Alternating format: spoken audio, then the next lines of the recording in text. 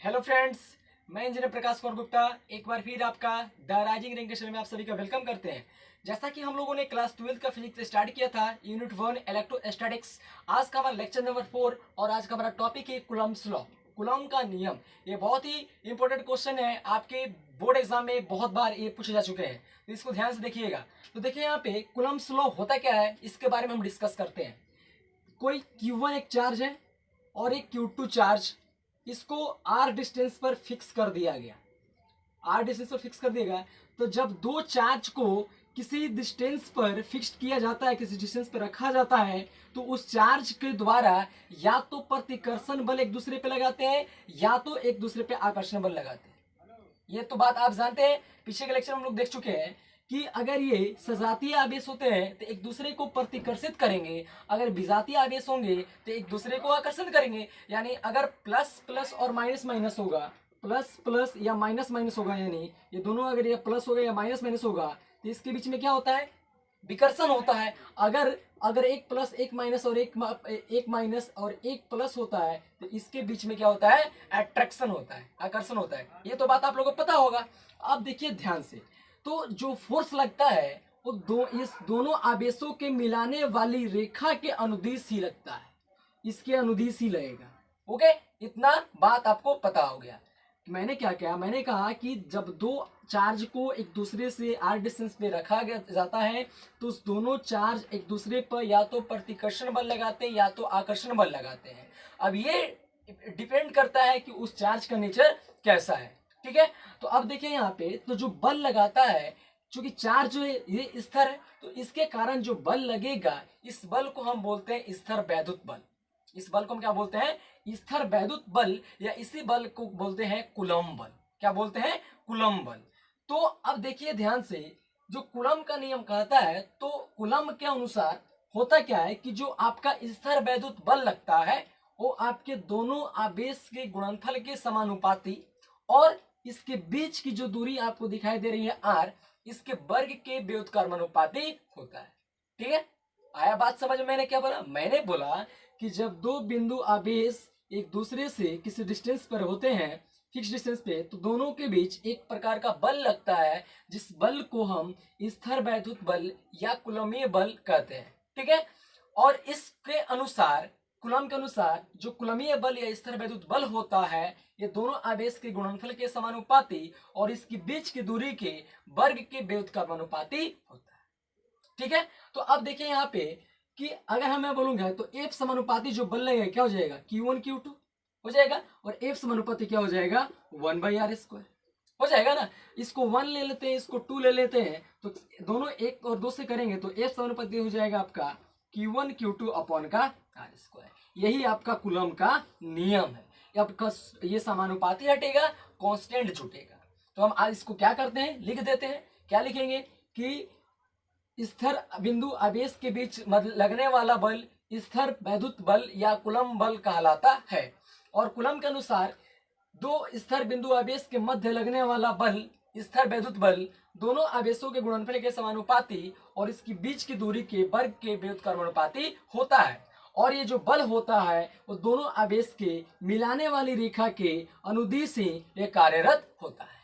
ठीक है, और इसको हम लिख लेते हैं। उसके बाद से समानुपाती हटेगा, कांस्टेंट के जुटेगा। के का भी हम पढ़ेंगे कि के की निर्भरता यानी माध्यम पे होगा और आपका जो मात्रक पत्ती पे होगा। तो इसको हम लिख लेते हैं, आप वीडियो को पॉज करके लिख लीजिएगा। ठीक है, तो देखिए फ्रेंड्स, मैंने यहाँ पे लिख दिया है कि कूलम्ब के अनुसार दो स्थिर बिंदु आवेशों के मध्य लगने वाले बल को स्थिर वैद्युत बल कहा जाता है। ठीक है, अब यहाँ पे, और यह स्थिर वैद्युत बल जो होता है तो दोनों आवेशों के गुणनफल के समानुपाती और इसके बीच की दूरी के वर्ग के व्युत्क्रमानुपाती होता है। अर्थात F समानुपाती क्या हो जाएगा, Q1 Q2। ठीक है, कोई डाउट नहीं होनी चाहिए। और F समानुपाती क्या हो गया, 1/r²। अरे होगा कि नहीं होगा, इसको 1 इसको 2 मान लिया और 1 और 2 से क्या कर दिया, F समानुपाती Q1 Q2 अपॉन r²।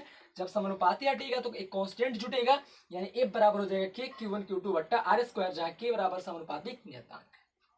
आ गया समझ में, आपको एकदम चमक गया होगा, मुझे आशा है। तो अब देखिए, आप अगर आपके कभी भी बोर्ड एग्जाम में अगर पूछा जाए कि कूलम्ब नियम को बताएं या कूलम्ब नियम क्या है, कूलम्ब का नियम क्या है, तो आप इसको लिख देंगे तो आपको 2 नंबर मिल जाएगा। ठीक है, तो चलिए आप वीडियो को पॉज कीजिए, इसको उतार लीजिए। अब यहाँ पे हम देखते हैं आगे के, यानी के की निर्भरता, यानी किस पे डिपेंड करता है। ठीक है, तो चलिए इसको वीडियो को पॉज कीजिए, उतार लीजिए। आई होप आपने वीडियो को पॉज करके उतार लिया होगा। तो चलिए अब हम नेक्स्ट बढ़ते हैं, आगे बढ़ते हैं, पढ़ते हैं के की निर्भरता। ठीक है, तो अब देखिए फ्रेंड्स, यहाँ पे हम लोगों ने अब क्या पढ़ना है, मात्रक पद्धति पर और माध्यम पर के की निर्भरता। और आज का हमारा ये टॉपिक है। अब हम लोग क्या पढ़ेंगे कि के की निर्भरता मात्रक पद्धति पर। तो देखिए फ्रेंड्स, के का जो वैल्यू होता है मात्रक पद्धति में होता है आपका 1/4 पाई एप्सिलॉन नॉट। क्या होता है, के बराबर 1/4 पाई एप्सिलॉन नॉट, जहां देखिए ध्यान से देखिएगा, एप्सिलॉन नॉट इसको बोलेंगे एप्सिलॉन नॉट। एप्सिलॉन नॉट इसको बोलते हैं निर्वात की विद्युतशीलता। क्या बोलते हैं, निर्वात की विद्युतशीलता, निर्वात की विद्युतशीलता, निर्वात की विद्युतशीलता। ठीक है, और इसका जो वैल्यू होता है वो होता है आपका 8.85 गुणे 10 के घात -12। यानी एप्सिलॉन नॉट का वैल्यू कितना होता है आपका 8.85 गुणे 10 के घात -12। ठीक है, अब ध्यान से देखिएगा, यहाँ पे हम जो आपका जो के का यूनिट है ये निकालना चाहते हैं। यानी मात्रक पद्धति मतलब होता है, मात्रक पद्धति आप लोगों ने क्लास 9th में पढ़ा होगा, फिजिक्स का पहला चैप्टर है, उसमें पढ़ा था आधारी मात्रक, व्युत्पन्न मात्रक, उसमें एसआई मात्रक होता है, सीजीएस मात्रक होता है, एफके सिस्टम होता है आपका। ठीक है, तो अब यहाँ पे देखते हैं इसका एसआई सिस्टम में, एसआई मात्रक में इसका के का यूनिट क्या होगा। अब ध्यान से देखिएगा कि जब एप्सिलॉन नॉट के वैल्यू को यहाँ पे रखेंगे और पाई का वैल्यू हम 3.14 यानी 3.14 रखेंगे, तो आपका जो के का मान निकल के आएगा वो आएगा 9 गुणे 10 के घात 9। कितना आएगा, 9 गुणे 10 के घात 9। कब, जब आप एप्सिलॉन नॉट की वैल्यू 8.85 गुणे 10 की घात -12 यहाँ पे रखिएगा और पाई का वैल्यू आप कितना रखिएगा 3.14 रखिएगा, तो आपका के का जो वैल्यू निकल के आएगा आप घर पे कैलकुलेट कर सकते हो, 9 गुणे 10 की घात 9 आएगा। ठीक है, तो अब देखो ध्यान से, यहाँ पे मैं के का यूनिट निकालना चाहता हूँ। सबसे पहले SI unit, SI unit of के, एसआई यूनिट ऑफ के। अब फ्रेंड्स, हम लोगों ने अभी पढ़ा कि F बराबर क्या होता है, के Q1 Q2 upon R square. ध्यान से होता है ना, तो हम जानते क्या है, F इज इक्वल टू के Q1 Q2 upon R square होता है ना। अब हमें चूंकि के का यूनिट निकालना है, तो अब यहाँ पे देखना ध्यान से, अब यहाँ पे इसको क्रॉस मल्टीप्लाई कर सकते हैं, के एकम के Q1 Q2 is equal to F into R का स्क्वायर। कोई डाउट नहीं होना चाहिए। तो यहाँ से क्या आ जाएगा, के का वैल्यू के इज इक्वल हो जाएगा FR square divide by Q1 Q2। ठीक है, अब यहाँ पे हम एसआई यूनिट ऑफ के लिखना चाहते हैं, एसआई यूनिट ऑफ के, एसआई यूनिट ऑफ के। अब देखना ध्यान से क्या हो जाएगा, फोर्स है, बल है ना, तो बल का एसआई मात्रक क्या होता है, न्यूटन होता है। अरे होता है कि नहीं होता है, यहाँ पे क्या हो जाएगा न्यूटन, इंटू होते इंटू। अब ये जो रेडियस, ये जो आर है आपका, ये क्या है, डिस्टेंस है। तो डिस्टेंस को किस में मेजर करते हैं, हम मीटर में करते हैं। तो मीटर यहाँ पे डिस्टेंस का स्क्वायर है, तो आप मीटर का स्क्वायर हो जाएगा। कोई डाउट नहीं होनी चाहिए, एकदम ध्यान से देखिएगा, एकदम मैं इसको प्रूव कर रहा हूँ किसका आता है, कि का यूनिट कैसे निकलता है। ठीक है ना, अब देखना ध्यान से, Q1 चार्ज है, कितना चार्ज है, 2 चार्ज है। अरे 2 चार्ज है कि नहीं है, अरे है ना। तो अब बताइए चार्ज का यूनिट क्या होता है, कूलम होता है। तो जब 2 चार्ज है तो कूलम का स्क्वायर हो जाएगा, यानी यहाँ हो जाएगा आपका कूलम का स्क्वायर। यहाँ पे के का जो आपका यूनिट निकल के आएगा, यूनिट ऑफ के, एसआई यूनिट ऑफ के इज इक्वल टू क्या आएगा आपका, न्यूटन मीटर स्क्वायर। और कूलम का स्क्वायर है नीचे में, जब ऊपर जाएगा तो पावर क्या हो जाएगा, -2 हो जाएगा। तो कूलम का पावर कितना हो जाएगा, -2।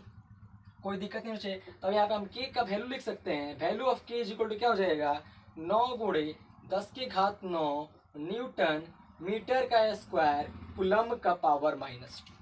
ध्यान से देखिएगा, ये आपको बहुत बार आपके बोर्ड एग्जाम में पूछा गया है।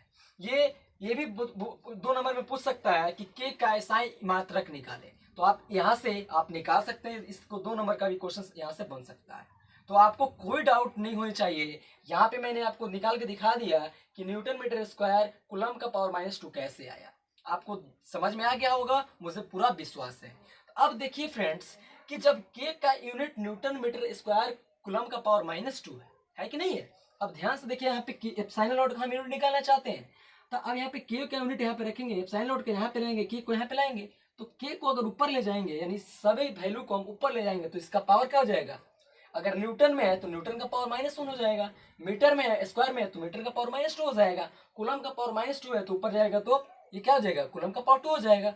अरे नीचे में कितना है, कूलम का स्क्वायर है ना, उसके बाद में कूलम तो ऊपर जाएगा तो क्या हो जाएगा, कूलम का स्क्वायर हो जाएगा, कूलम का पावर -2 से कूलम का पावर 2 हो जाएगा। तो अगर मैं एप्सिलॉन नॉट का बीमा लिखना चाहूँ तो क्या लिख सकता हूँ, न्यूटन का इनवर्स, अरे बोलो ना, अरे कर सकते हैं ना, और मीटर का क्या हो जाएगा -2, अरे हो जाएगा ना, और कूलम का क्या हो जाएगा 2।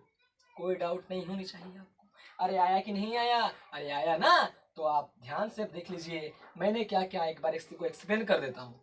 मैंने आज अभी टॉपिक पढ़ा के की निर्भरता, के की निर्भरता जो होता है दो प्रकार है, एक मात्रक पत्ती पर, एक माध्यम पर।